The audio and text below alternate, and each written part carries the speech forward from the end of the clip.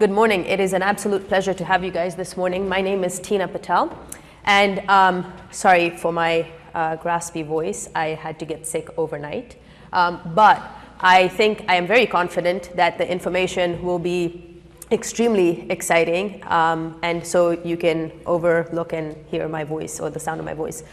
Today we're talking about behavior wellness, a very, very important subject matter, I feel, and a subject matter that I'm really passionate about, and I hope to transfer that to you guys, especially for those of you who are in these full service facilities. You have great opportunity to be able to do a lot of the things that we're going to discuss today.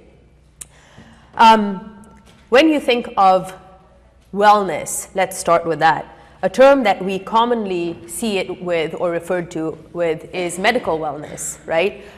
Especially those of you who work in veterinary, you would know this. You push this and encourage your clients a lot to be preventative, to think of the dog's overall good health prior the indication of anything arising. So when we think of medical wellness, we're thinking of the dog's health more than the absence of diseases. We are thinking our goal is to identify significant and concerning changes to the physical body, internal and external. So sometimes we're not able to really see a medical issue until it has become symptomatic, but who knows how long it had been going on within the animal or even organism, right? All forms of life. So sometimes it's internal, sometimes it's external, but especially conditions that are external, we can observe them, and even if we did everything we possibly could to ensure medical wellness, and then all of a sudden something happens, our goal would be to try and get the attention as quickly as possible rather than waiting out for it to worsen, or at least that's our hope. When we're referring to medical wellness, we're also referring to a proactive approach to physical health. We're talking about a wholesome approach, which also includes nutrition. You know, way back, well, actually not really way back when you talk about our industry as a whole, even 5 years ago, 10 years ago, and then if you go on more, 15, 20 years ago, nutrition wasn't a subject we spoke about a lot. But today, it is also a part of our responsibilities to know about nutrition. And there's just so much. Who made us experts in that, right? And pet owners are relying on us for a lot of that information. So our job, and I'm going to get into this, is a very complex one. It really it requires us to be knowledgeable and experts in many different assets or aspects of animal care, animal health. When we,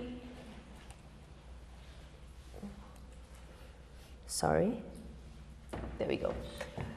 When we talk about behavior, it is a term that is thrown around in common language, but it's extremely important that we define it so that we all know what we're looking for and looking at.